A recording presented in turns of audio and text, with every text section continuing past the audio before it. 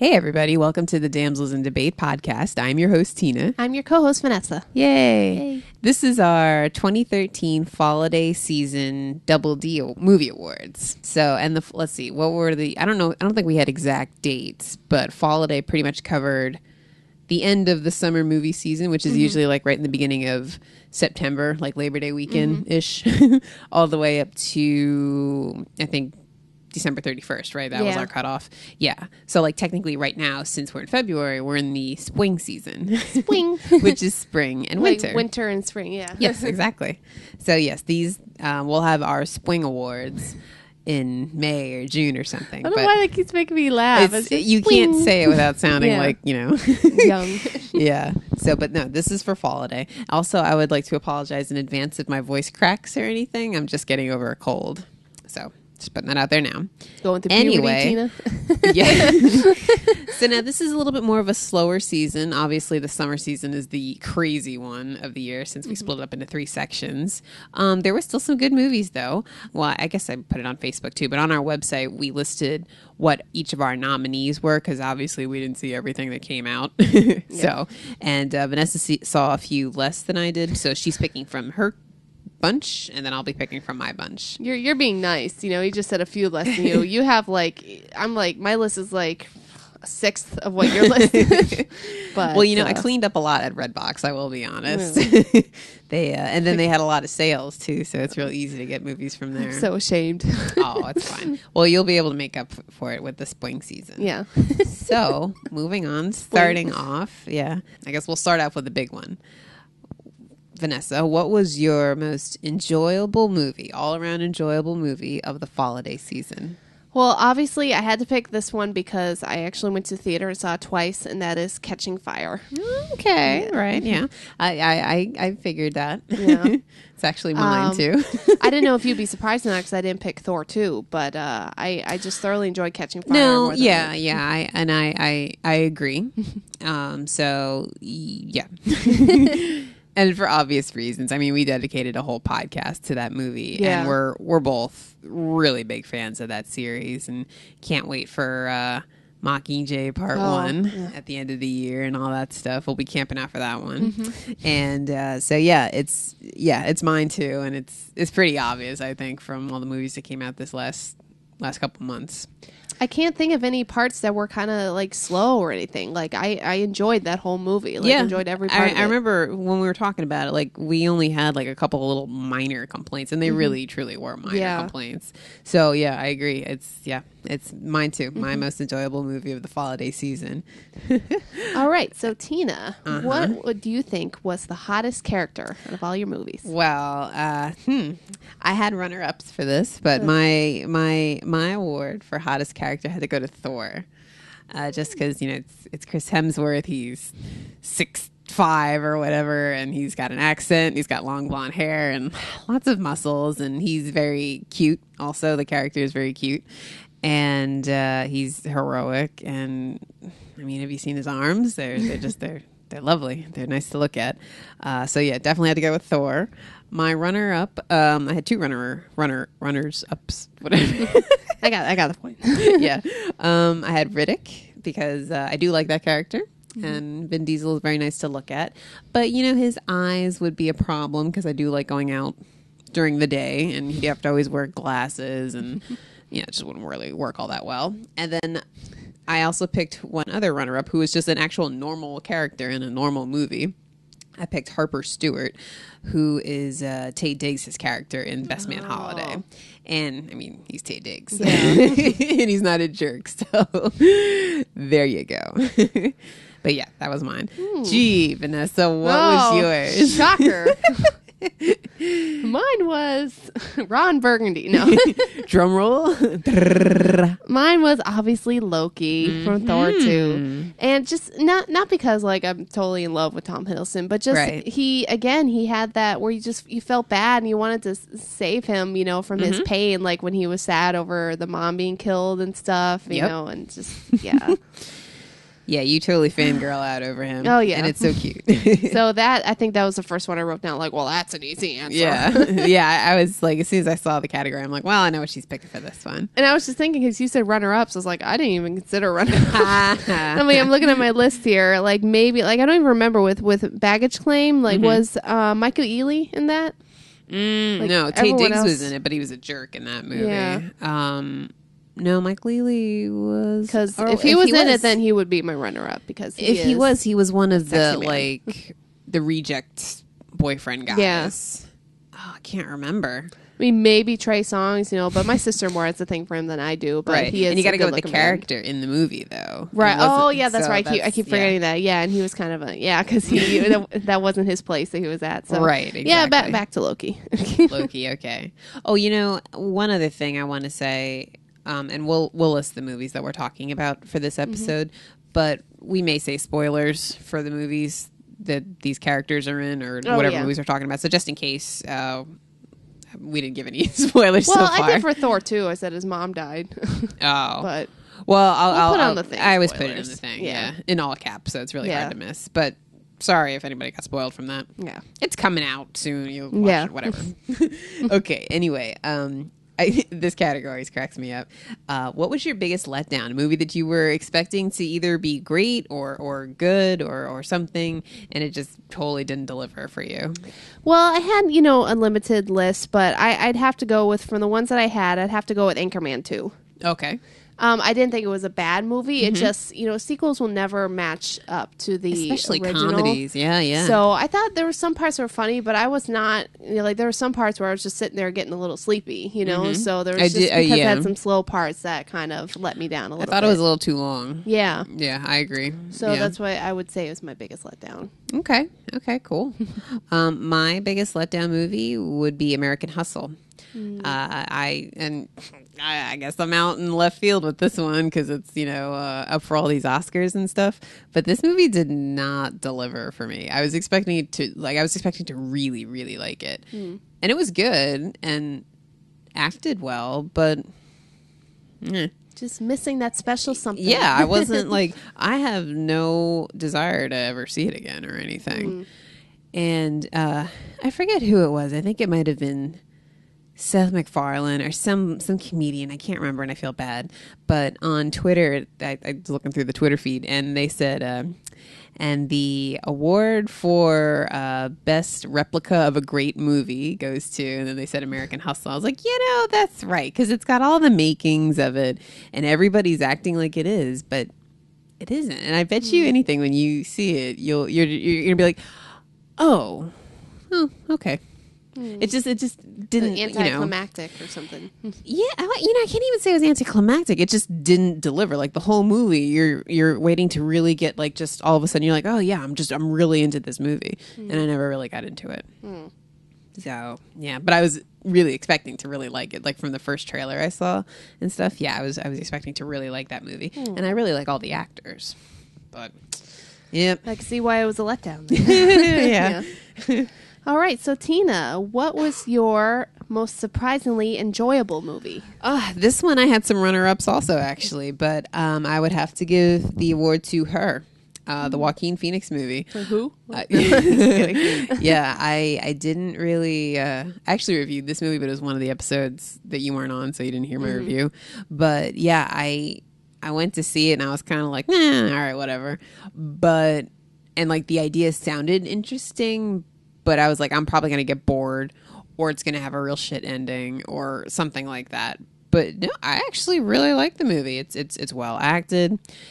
I wasn't bored at all watching it, and it held my interest and stuff. And besides me always thinking that like it was going to turn into a horror movie any second, it was good. I would recommend seeing the movie because it sticks with you. Yeah, it gives you a lot to think about and stuff. Yeah. So yeah, I would actually recommend that movie. So yeah, that was my most surprisingly enjoyable one. I remember reading something about how they said that Scarlett Johansson should get like some type of nomination for her vocal perforence. Yeah, it's funny because I mean she's like the second person in the movie, like the second lead or whatever, but yeah, you don't see her. You don't see her at all in the movie, so that's kind of funny. But yeah, it's worth checking out for sure.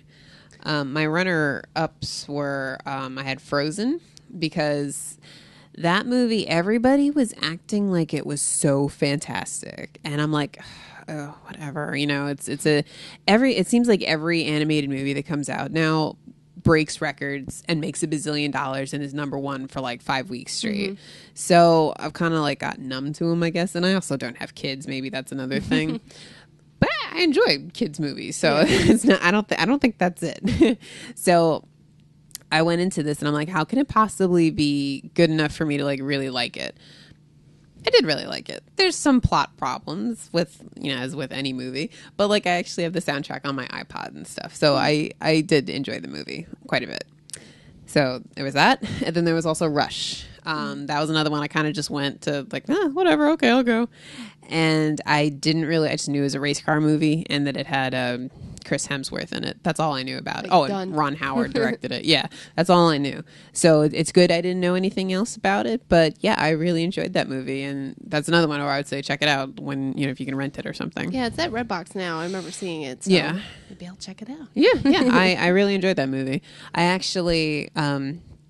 I forget what episode it was, but I briefly talked about Oscar snubs because, they always talk about those after the nominees are released. And my pick was, I don't remember his name, Daniel Bruhl, I think. He plays Niki Lauda in the movie, who is the other lead. And I was like, I feel like he could have been nominated for Best Supporting Actor. But then I was like, I don't know if he would be nominated for Best Supporting Actor or Best Lead because he's not the sole lead, but they pretty much share the movie. The movie split in half. But I thought his performance really stood out to me. I thought he did a really good job in there. So yeah, those are mine. What about yours? Surprisingly enjoyable. I actually put down Don John. Oh, really? Yeah, because I thought it'd be kind of a corny movie, whatever, but it actually kind of had a deeper meaning behind it. Like we talked about our last podcast about how like men have their porn, that's regular pornography, and women's version of porn is their romantic comedies. Right. It's always like, what's not normal, because that's not a normal relationship. Unrealistic stuff. There you go.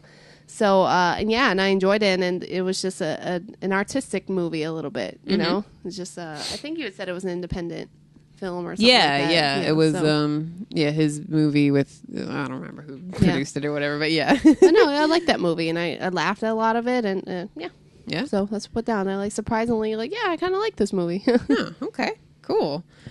Now, I wonder if we have the same answer for the next one. Our next one is best scene, and this can be the way it's shot or the way something is revealed or just dialogue or it just made you laugh or whatever. Just the scene you could watch over and over again.